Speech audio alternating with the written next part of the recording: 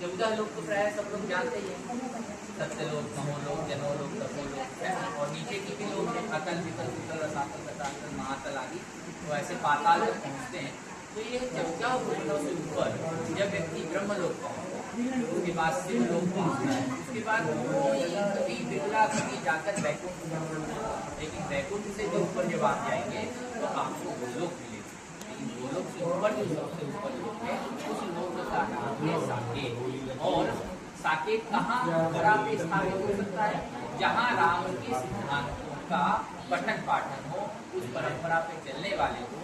तो यह दमोह की जनता जो है, जैसे दमयंती नगर के, दमोह का भी वैराग्य से बहुत बड़ा लेना देना। वास्तव में नारद का वैराग्य यहीं से प्रस्फुटित हुआ था। और नारद ही नहीं, यहाँ तक नल दमयंती के जीवन में भी जो राग था वो अनुराग में निहित हो गया। राग बने वैराग बने, राग रहित वैराग, सब रागों के राग सने, राम रागिनी राग। तो राजा नल दमयंती की यह भूमि, यहाँ तो केवल आपका क्या है, हिस्टोरिकल है, ऐतिहासिक पृष्ठभूमि है। लेकिन वैदिक जो इतिहास है वह नारद से जुड़ा हुआ है। वह महामाया का सृजन, उनको मोह हो गया, उस मोह को भी भंग इसी दमोह की जगह में हुआ। इसलिए जब कभी आप पढ़ते हैं तो आप पढ़िए नारद मोह। नारद मोह से आप नार शब्द हटा दीजिए तो बन जाता है दमोह। तो इस दमोह में क्या है, रामचरितमानस के 1.25 लाख पाठ। और जिस स्थान पर 1.25 लाख पाठ हो जाते हैं रामचरितमानस के, उसे ही साकेत कहते हैं। इसलिए दमोह में यह परम पावन आश्रम जिसका नाम साकेत धाम है। आप यहाँ 58 वर्ष से रामनवमी का यह पावन उत्सव मना रहे हैं। नित्य प्रति माँ भगवती का यह अर्चन होता है। भगवती का 1200 से नवरात्रि के बाद है। इसके साथ रामचरितमानस की अर्थालियाँ और सायं गोधूली बेला में यहाँ रामचरितमानस और भगवान भगवतलाल जी की कृपा से श्री सूक्त के माध्यम से एक वर्ष में 1.25 लाख आहुतियाँ दी।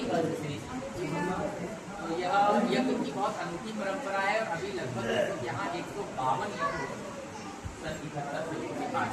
और अब तक चलते ही जा रहे हैं। जैसे पिछले वर्ष आप लोग ने अति गणपति यज्ञ देखा, उसके बाद एक महामृत्युंजय का यज्ञ बहुत बड़ा हुआ था, जिसे हमने देश के सैनिकों के लिए समर्पित किया।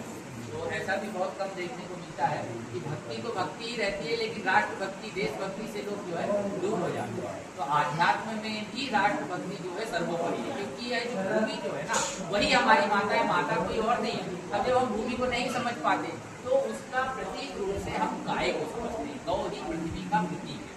अब जब हम गाय को भी ना समझे तो हम कम से कम अपनी माता को समझेंगे जिसने हमें दूध पिलाया।